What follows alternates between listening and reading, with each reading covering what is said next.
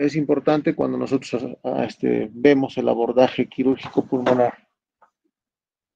Ajá. Entonces, cuando nosotros hacemos una cirugía pulmonar, normalmente tenemos que tener varios conceptos, ¿no? No solamente pulmonar, sino cardíaca, vascular. Eh, Hay procedimientos previos a la intervención quirúrgica que se van a dar sobre todo en los prequirúrgicos y en la parte de anestesiología, ¿no? Si vamos a hablar, por ejemplo, de una cirugía cardíaca, en la cirugía cardíaca las preparaciones previas, aparte que son los riesgos quirúrgicos, la parte prequirúrgica, la ecografía transtorácica para ver qué función ventricular tiene el corazón, la función pulmonar con las espirometrías, a veces hay que hacer un scan ventilación-perfusión, todo eso previo a una intervención, ¿no? En institutos grandes se realiza así, y en institutos o centros hospitalarios se puede de alguna manera, como el que tenemos acá en Cusco, si no se tiene toda esa disponibilidad, pero por lo menos los prequirúrgicos y las evaluaciones cardiológicas y neumológicas son importantes, ¿no? En una cirugía cardíaca, la preparación previa del paciente se tiene que realizar con catéteres, por ejemplo, catéteres venosos centrales, la sonda Foley, las líneas venosas y las líneas arteriales para medir la presión venosa central y la presión arterial, ¿no? Eso es importante realizar. Entonces, es todo un tipo de preparación previa, un tiempo de preparación previa para realizar la intervención quirúrgica, ¿no? Por lo general demora entre 40 minutos a 1 hora y media, dependiendo del caso, hasta poder canalizar las vías.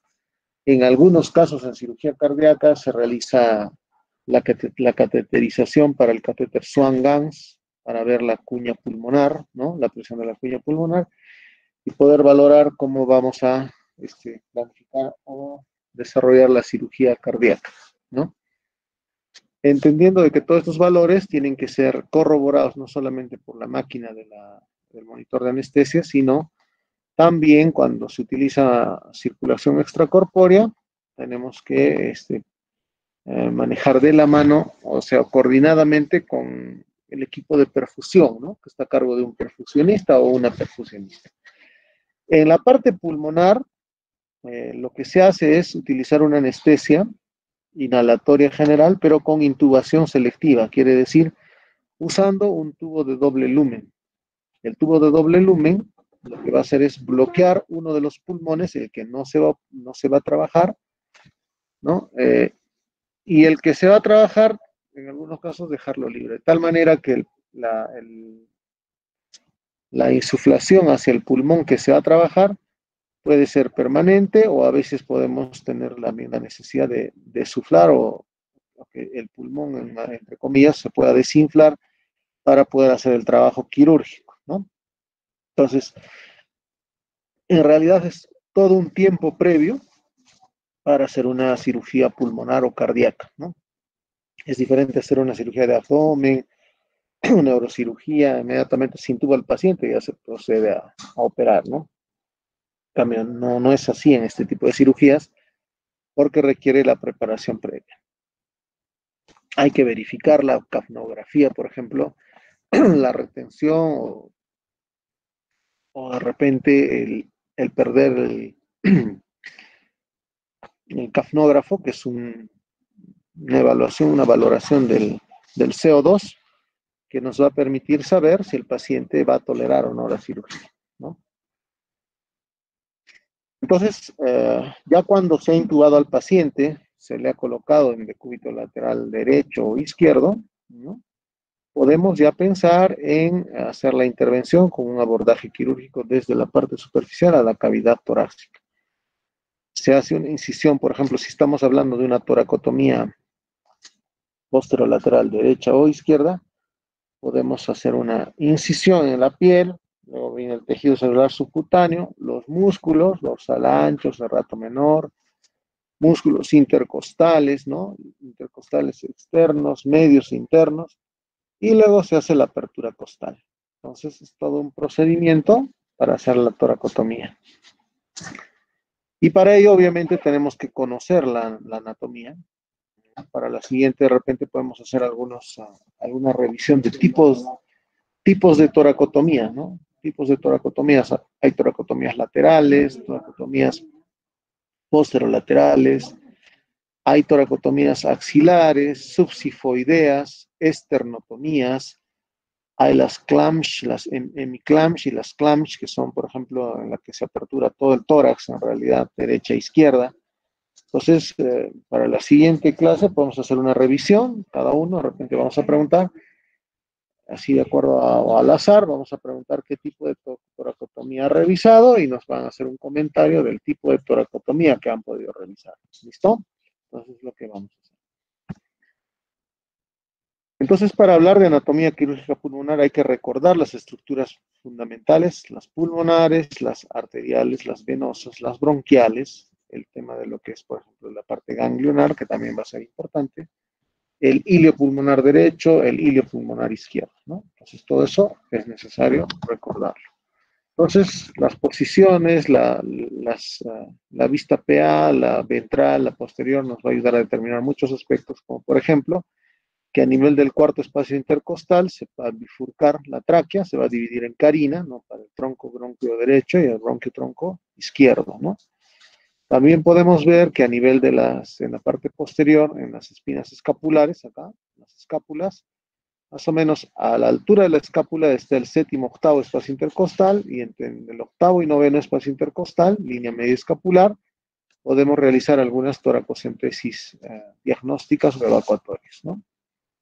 En esta posición lateral vemos que los arcos costales se amplían, se abren, podemos tener una mejor posición para, por ejemplo, colocar un drenaje pleural, ¿no?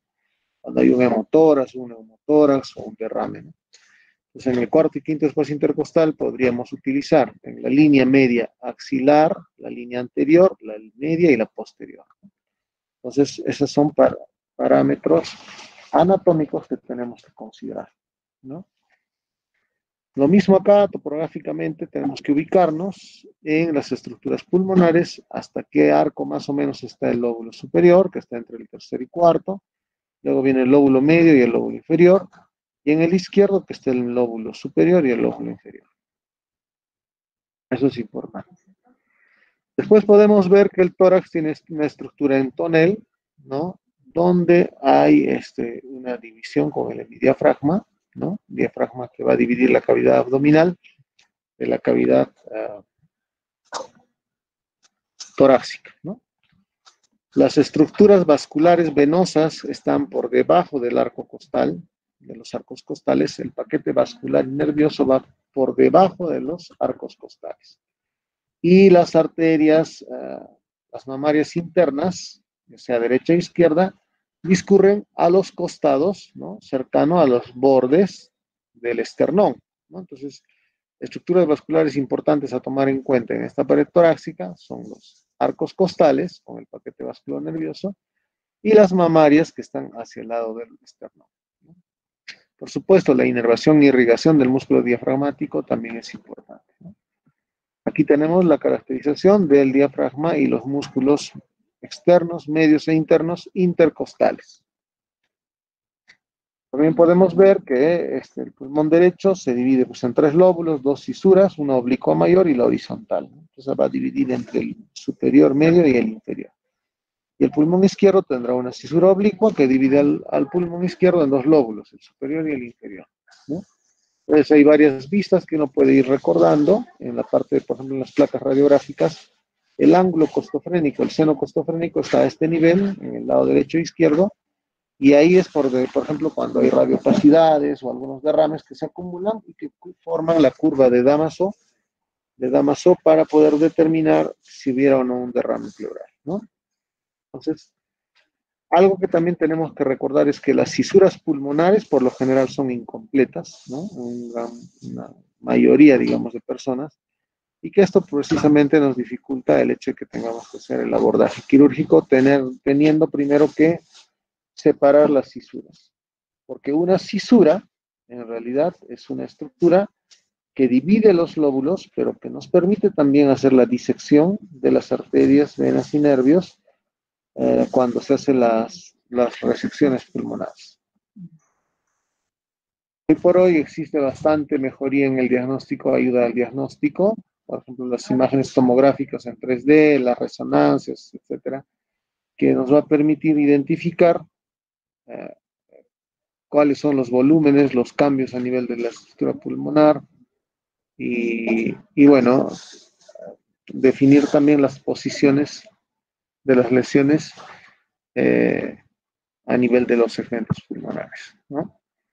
Aquí ya prácticamente tenemos una disección anatómica pulmonar donde se encuentran los bronquios, arterias, venas, ¿no?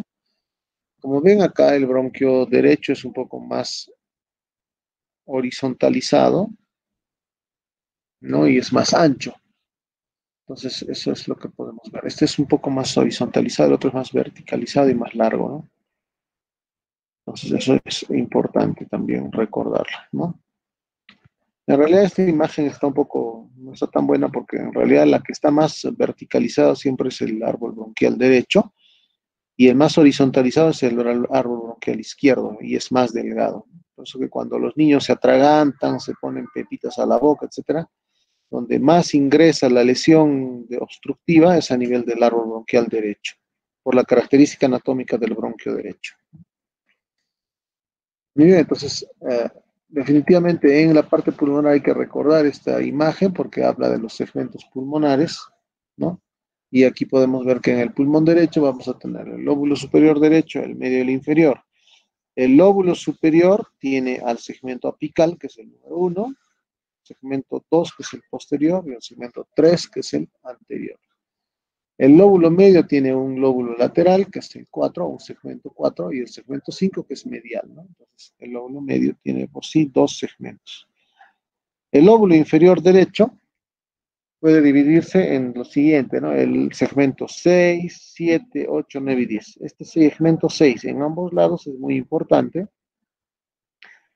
porque obviamente se localiza después de la bifurcación, ¿no? A nivel de lo que es la carina por debajo. Entonces, el segmento del lóbulo superior del inferior es el 6, el basal medial es el 7, el basal anterior el 8, el basal lateral el 9 y el basal posterior el 10, ¿no? En el pulmón izquierdo tenemos, por ejemplo, el lóbulo superior, y en el lóbulo superior ya se une el apical y el posterior, por eso se llama ápico posterior, es un segmento ápico posterior, se une el 1 con el 2. El anterior, que es el 3, y luego tenemos el superior de la língula y el inferior de la língula, ¿no? Entonces, esto es lo que corresponde a la segmentación de lo que es el lóbulo superior izquierdo. En el lóbulo inferior izquierdo tenemos al superior del inferior, que es como en el lado derecho, tenemos el segmento 6, el basal anteromedial, el basal lateral y el basal posterior. Esos serían los segmentos que corresponden al pulmón izquierdo, ¿no? Y acá, bueno, hay algunas imágenes de Netter donde más o menos hablan de las mismas estructuras, solo que están acá coloreadas, pero bueno, más o menos lo que hemos comentado, ¿no? Ambos pulmones tienen, si vemos una vista anterior, un segmento 1 que es superior, en el izquierdo se une el 1 con el 2 que era posterior, el 3 es el anterior, en ambos lados están los 3, luego el lateral medial que es el 5, el lateral 4, ¿no? Y en lo que sería la parte del lóbulo superior izquierdo ya serían el 4 y el 5, ¿no? Y así sucesivamente. Estas son ya vistas laterales. Tenemos una vista lateral, ¿no? En el lado izquierdo está el 1, el 2, el 3 que era el anterior, el 4 y el 5. Y así sucesivamente, más o menos es como se va a distribuir la segmentación anatómica. ¿Qué es importante recordar? Que en el lado derecho tenemos, por ejemplo, acá la impregnación de la vena cava superior, la impregnación de la vena ácigos, ¿no? Y obviamente la vena ácigos, que es toda esta, ¿no? Lo mismo ocurrirá en el lado izquierdo. En el lado izquierdo está la subclavia, ¿no? El tronco brachocefálico y la impresión de lo que es el arco aórtico. ¿Está bien hasta ahí? Más o menos me están siguiendo. Sí, doctor. Muy bien. Si hay alguna duda, igual al final vamos a hacer preguntas de repente de todo esto. Porque esto es básicamente recordar la parte anatómica, ¿no? Acordarnos de la segmentación que ustedes han llevado en anatomía. un poquito reforzar ya un poco en la parte quirúrgica, ¿no? Esta imagen también es muy importante para nuestro estudio y eso les va a servir siempre, porque con estas imágenes podemos determinar, por ejemplo, en una tomografía, a qué nivel y en qué segmentos nos ubicamos.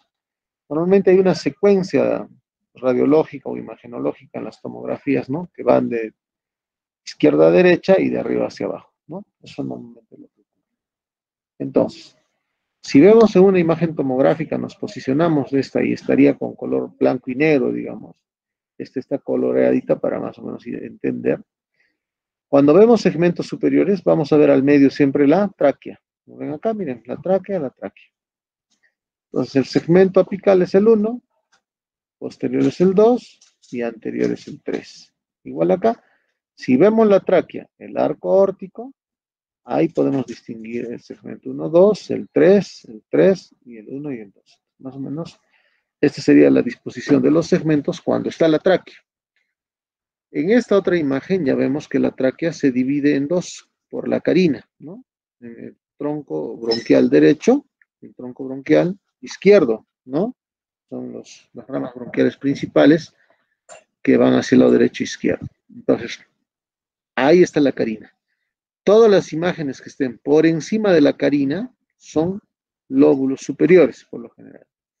Y todas las imágenes que estén de aquí para adelante, por debajo de la carina, estamos hablando de lóbulos inferiores, ¿no? O segmentos inferiores. Entonces, fíjense acá, donde está la carina, inmediatamente se bifurca el bronquio derecho y el bronquio izquierdo. Aquí abajo aparecen, en este caso se ve mejor, el segmento 6. Entonces, ya más o menos, si vemos una tomografía y se ha bifurcado la carina, entonces esta parte corresponde al segmento 6 de ambos lados, ¿no?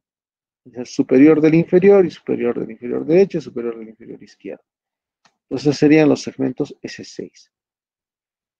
Ya más abajo, donde no se ve ya los bronquios y se ve el corazón, la silueta cardíaca, podemos tener los segmentos basales pulmonares. En el lado izquierdo está el 5, el 4, el 7, el 10. Acá es el 5, el 7, el 8, el 9 y el 10. Más o menos están en un sentido antihorario. Miren, 7, 8, 9 y 10.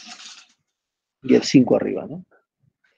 Luego está el 5, el 8, el 9, el 10, en un sentido horario. Entonces, más o menos acordarnos de estos segmentos para que cuando, digamos, veamos una tomografía y hay una lesión, podamos decir en qué segmento está la lesión, ¿no? Es importante recordar la segmentación y la segmentación que está acá graficada en las tomografías. Muy bien, estos son más bien que todo lo mismo, vistas laterales, vistas anteriores, vistas posteriores que habíamos hablado. ¿Cuál es la unidad quirúrgica pulmonar? La unidad quirúrgica pulmonar es el segmento pulmonar. Entonces, es en base a los segmentos y los lóbulos que nosotros nos vamos a guiar para hacer las resecciones pulmonares. Y bueno, si veríamos como se ve en algunos atlas, esta disección, que en realidad casi nunca se ve esto en el humano, pero esta segmentación podría darse de esta forma, y por supuesto ahí sí sería más fácil identificar arteria, vena, bronquio. Pero eso no se ve así en la realidad. En la realidad se ve todo fusionado y solo se ve un poco de las cisuras que al final tenemos que liberar para llegar a resolver estos problemas cuando necesitamos unas intervenciones. Aquí, por ejemplo, vemos un tronco arterial, tiene una rama a este lado, dos ramas abajo, y un tronco venoso que está recibiendo de varios segmentos el flujo venoso. Entonces, cuando uno hace una ligadura, por ejemplo, a este nivel de la arteria, todo lo que está cercano a un tronco siempre hay que ponerle doble nudo o doble ligadura o una sutura un poco más segura para que no se desprenda. Pónganse un desgarro, una pequeña lesión en las arterias cercanas al hilo pulmonar, cercanas al pericardio, puede generar un hemotórax y un fallecimiento por shock hipovolémico. Entonces hay que tener mucho cuidado con el manejo de estas arterias y venas. Aquí solamente para recordar un poco la anatomía, ahí vemos que la tráquea mide de 10 a 12 centímetros, tiene un trayecto de 18 a 22 cartílagos hialinos en forma de U. La parte posterior es membranosa, la parte anterior es cartilaginosa, ¿no? Nace a nivel del cricoides, y continúa hasta su bifurcación en el ángulo esternal, a nivel de la cuarta vértebra, como hemos visto en esa proyección anatómica. Y luego se va a dividir en el bronquio principal derecho, bronquio principal izquierdo, ¿no?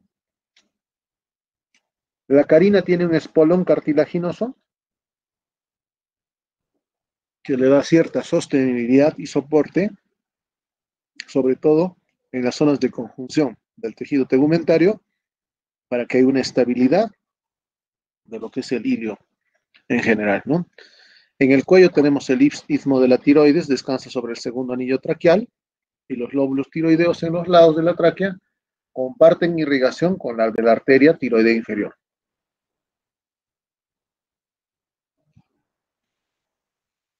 El nervio laringio recurrente derecho se halla en el surco comprendido entre la tráquea y el esófago, en el lado derecho. Y el nervio laringio recurrente izquierdo se encuentra en un trayecto intratorácico más largo y penetra entre la laringe, el cricoides y tiroides. Entonces, recordar que también es importante el nervio laringio recurrente. La vena innominada es uno de los vasos también importantes. La vena innominada es esta, ¿no? Y es aquella que se presenta por delante de las carótidas en la parte medial, encima de la aorta, y es la que recoge los sistemas venosos del lado izquierdo, ¿no? De todo lo que es el retorno venoso de los brazos, la cabeza, que luego va a llegar hacia la vena cava superior al atrio derecho. Entonces, la vena innominada cruza por delante de la porción intratorácica de la tráquea, de la arteria brachocefálica, ¿no? Y está en íntimo contacto con la cara anterior de la porción media de la tráquea.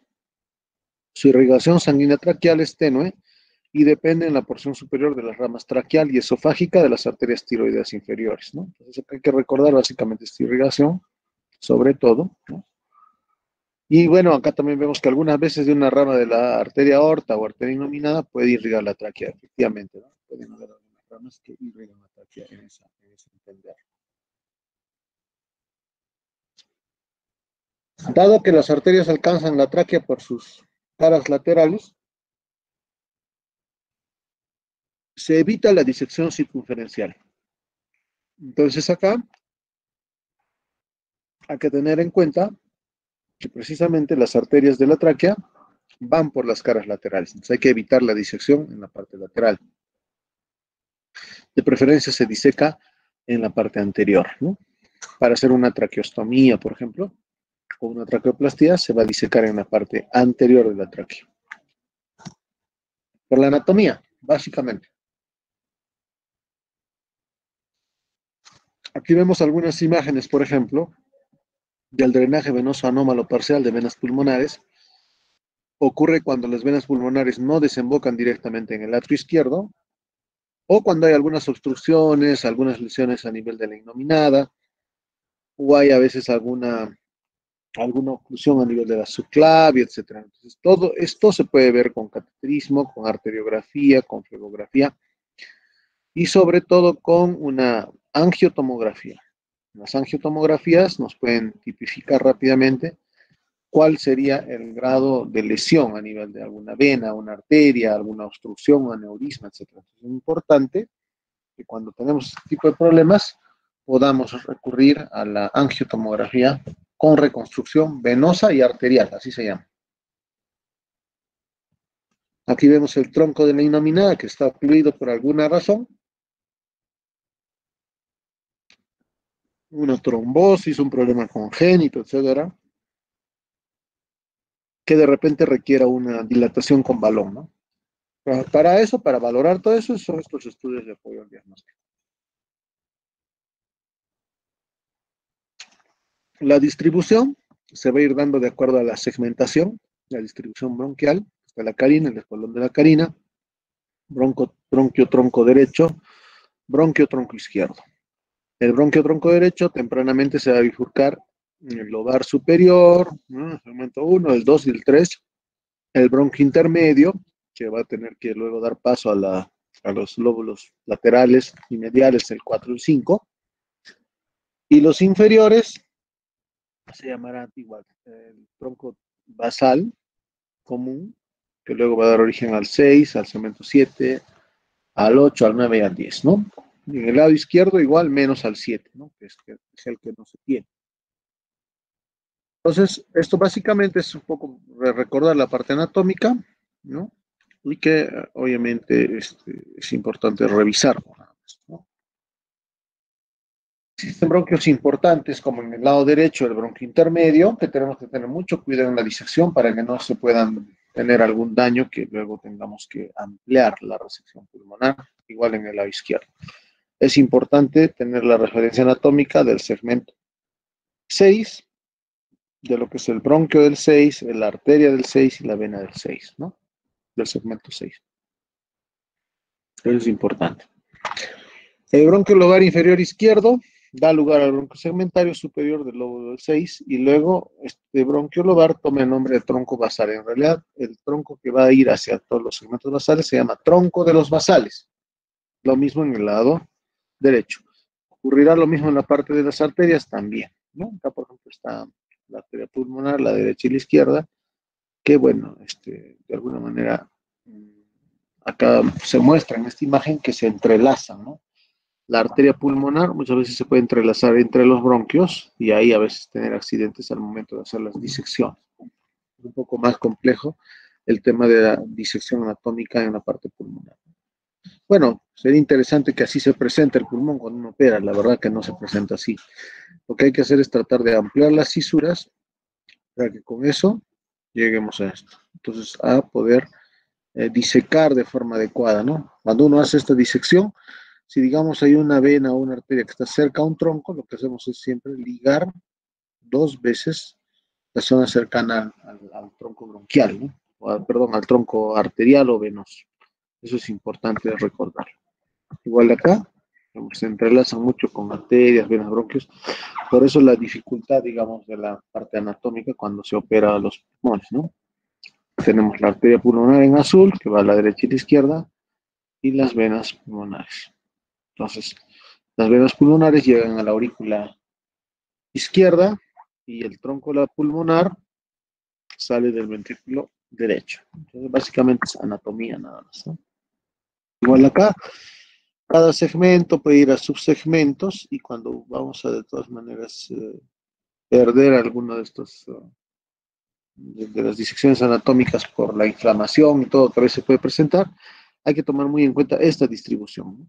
Porque las ligaduras, ya les dije que se pueden hacer cercanas a los troncos, puede ser doble ligadura y una ligadura simple, la más distal, ¿no? Acá lo mismo, ¿no?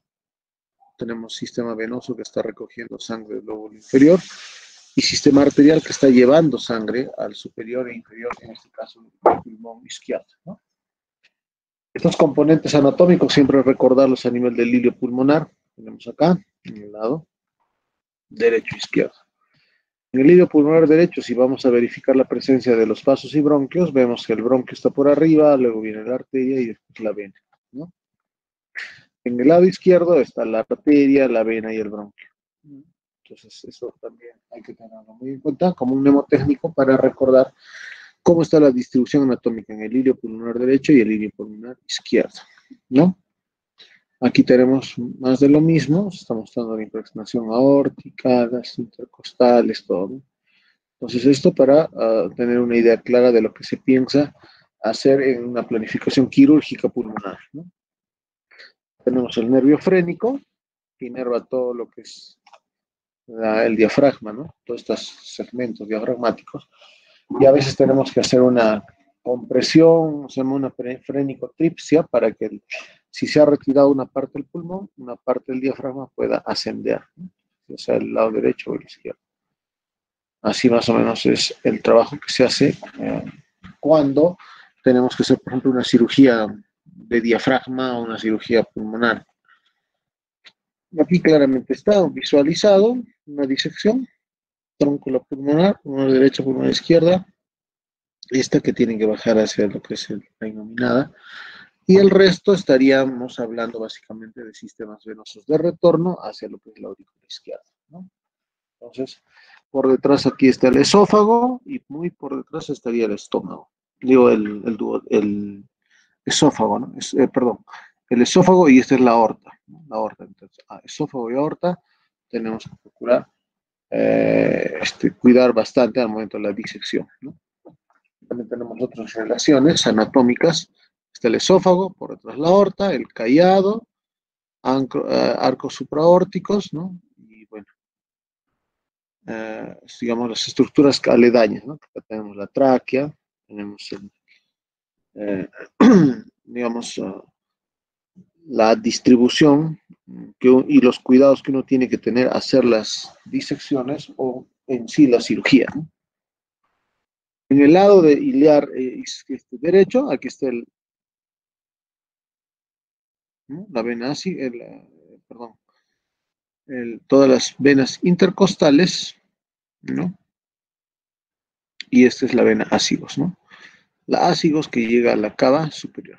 La vena ácigos recoge todo lo que corresponde al hemitórax a través de las venas intercostales, en el lado derecho.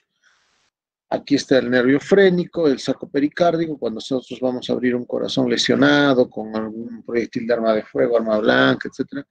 La incisión la hacemos por delante del nervio frénico para poder llegar hasta la cavidad cardíaca y realizar las reparaciones de ser necesario.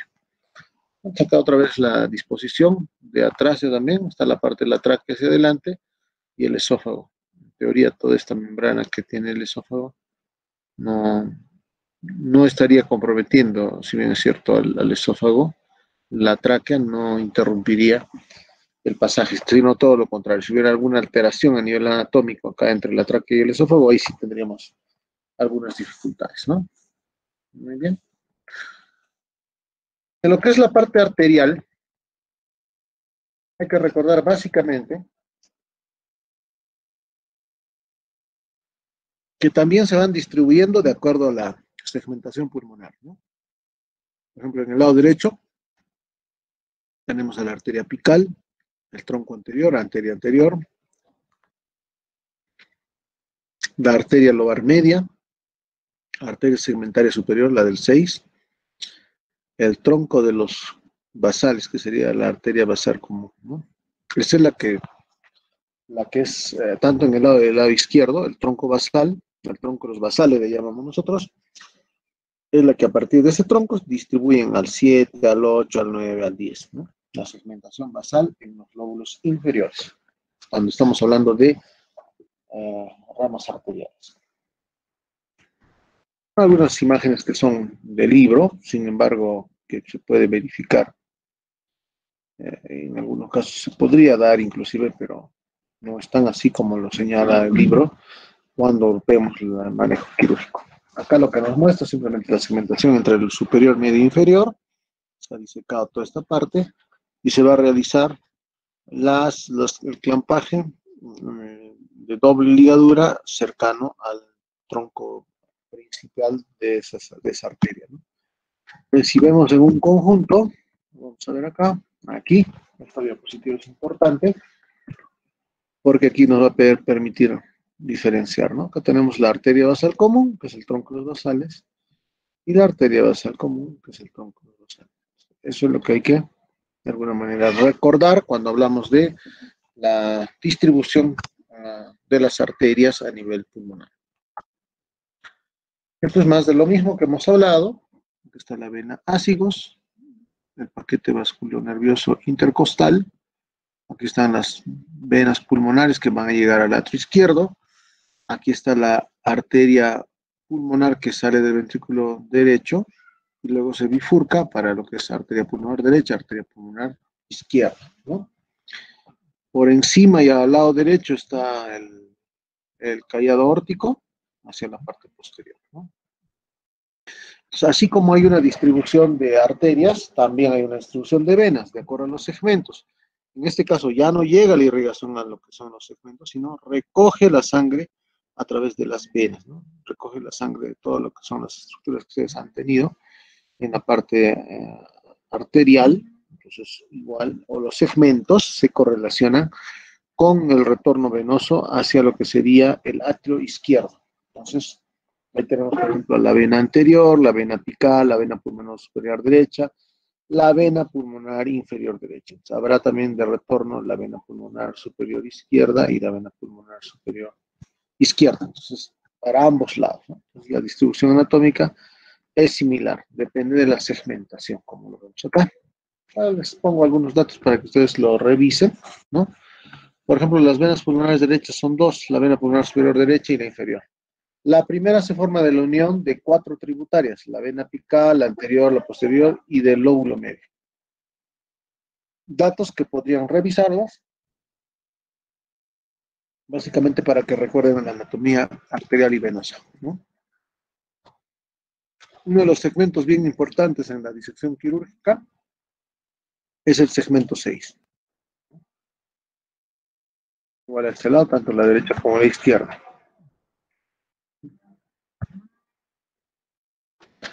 Las arterias y venas bronquiales, efectivamente, son estas, van a llegar a cubrir las necesidades metabólicas del pulmón, pero se necesita una circulación especial para completar la nutrición de los tejidos diversos, en especial la del árbol bronquial, porque demanda bastante vascularización. Los vasos pulmonares, el tejido linfóide, entre otros, requieren el aporte que se hace, por ejemplo, a través de las arterias bronquiales, ¿no? Las arterias bronquiales son muy importantes al momento de hacer el trabajo de sustento, ¿no? Las arterias bronquiales son ramas directas de la aorta, ¿no? Del callado, de la aorta descendente, y la arteria intercostal, ocasionalmente de la arteria subclavia o del iluminado. Puede ocurrir. Entonces, definitivamente acá hay que recordar esto. Por lo tanto, fíjense, tienen presión sistémica y cuentan con aproximadamente el 1% del gasto cardíaco. O sea, necesariamente hay que tomar en cuenta este tipo de conceptos cuando hagamos las disecciones quirúrgicas, ¿no? Entonces, obviamente, un desgarro inadvertido, una lesión inadvertida de este tipo de troncos arteriales y venosos nos podría generar un sangrado exagerado, ¿no? Entonces, tener mucho cuidado al momento de hacer las disecciones, ¿no? Aquí vemos, por ejemplo, la caja torácica izquierda. Se ha realizado acá una neumonectomía, se retiró el pulmón izquierdo.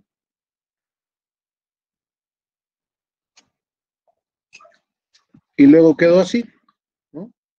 A este nivel, entre el arco aórtico que vemos acá, al medio, vemos ganglios, vemos sutura del bronquio, y entonces la parte ganglionar es lo que al final termina sangrando bastante. Para que cierren con tiempo, definitivamente hay que tener mucho cuidado que no se desgarre ni el bronquio, ni la arteria, ni la vena. A este nivel vemos el saco pericárdico, este de aquí, el rosado. Y aquí hay como una cuerda, no sé si lo ven, un cordón. Estamos hablando del nervio frénico. El nervio frénico, que va a llegar hasta el diafragma, y si hay alguna lesión cardíaca, etcétera, donde nosotros abrimos es en esta parte delantera, delante del nervio frénico, ¿no? Entonces, solo como recordar el tema anatómico que ustedes ya lo conocen. Y la estructura alveolar también, que representa el intercambio gaseoso,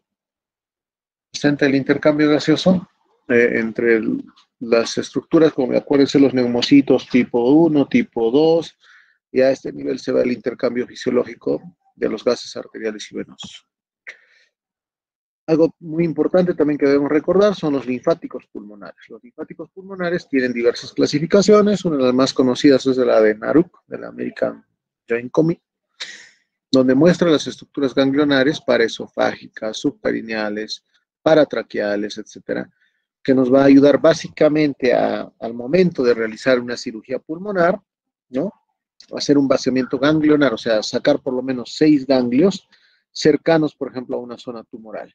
Entonces es importante que lo tengamos en cuenta. Entonces, hay varios niveles ganglionares, 1, 2, 3, 4, hasta el 10, ¿no? Hay niveles subcarineales de nivel 8, etcétera. Entonces, eso es importante recordar, que existen estos parámetros, existen, digamos, los pozos o las zonas segmentarias ganglionares cuando se hace una resección pulmonar, ¿no? Entonces, acá, en el punto A, vemos los segmentos del lóbulo superior derecho, que son ganglios que corresponden al lóbulo superior derecho. El B son ganglios que corresponden al lóbulo medio y segmento superior del lóbulo inferior derecho. También importante. Después De los segmentos basales también podríamos hablar, que también es otra ruta 1, ruta 2, de lo que son las estructuras ganglionares. En conclusión, acá tenemos un resumen de esos ganglios que pueden ser mediastinales y que pueden ser broncopulmonares. Los ganglios mediastinales superiores comprenden a la mediastinal superior, al ganglio paratraqueal superior, el ganglio pre y retrotraqueal, el ganglio paratraqueal inferior, incluyendo también el ganglio ácido. También tenemos los ganglios aórticos, que son los ganglios supraórticos, paraórticos, ¿no? Y los ganglios mediastinales inferiores podrían ser los subcarineales, paraesofágico debajo de la carina y el ligamento pulmonar. Entonces eso también hay que recordarlo como parte de la estructura anatómica ganglionar, ¿no? Conclusión, acá lo que necesitamos saber y preguntar es que efectivamente una vez de que se haya resecado una lesión tumoral, por ejemplo, los ganglios aledaños se tengan que sacar por lo menos 6 grupos ganglionares. Finalmente podemos hablar del conducto torácico, es otra estructura muy importante en anatomía quirúrgica pulmonar, cardíaca y vascular. A partir de la cisterna de Beckett nace precisamente no el sistema linfático, es el principal vaso colector, todo lo que es la linfa, y a partir de este, que además recoge también de los miembros inferiores la linfa, puede empezarse a prácticamente dar una mejor funcionalidad para que el drenaje retorne fácilmente al ángulo yúgulo subclavio, donde finalmente desemboca todo lo que es la estructura anatómica de lo que es el conducto torácico y por consiguiente lleva de retorno la linfa, ¿no? Entonces, eso es muy, muy importante recordar. Entonces, a veces de la derecha a la izquierda también se puede lateralizar. Esto es importante saberlo en el arco torácico, ¿no? Entonces, a nivel de T5 y T3, cruza a la izquierda el conducto torácico, acá en T3 y C5, y termina en el ángulo yuglo subclavio, donde prácticamente desembaja todo lo que sería la parte linfática que se recoge todo el organismo. Entonces, cuando hay una lesión quirúrgicamente hablando del conducto torácico, podemos tener el famoso quilotórax, ¿no? Si se ha lesionado, por ejemplo, en una lobectomía inferior izquierda, se puede haber tocado lesionado el conducto torácico y por ahí fuga la linfa y esa linfa sale prácticamente de un color lechoso o blanquecino, ¿no? Eso se llama quilotórax. Y el quilotórax a veces se resuelve con mucho tiempo, digamos, de control, inclusive a veces se tiene que volver a intervenir para ponerle un par de puntos a la zona que está haciendo que salga mucho tejido linfático, ¿no? Y la linfa, porque ahí también se puede perder bastante proteínas en pacientes que son desnutridos o que tienen problemas de calorías, ¿no? Muy bien, entonces eso podemos hablar respecto a lo que es la anatomía quirúrgica pulmonar, que es lo que estaba programado para hoy día. Y bueno, no sé si tenemos algunas preguntas. ¿Está todo claro? ¿Recuerdan esta anatomía? Van a revisar, igual yo les voy a mandar la presentación para que puedan revisar en sus computadoras, ¿no? A ver, Mireya creo que quiere hablar, está con el micrófono abierto. No,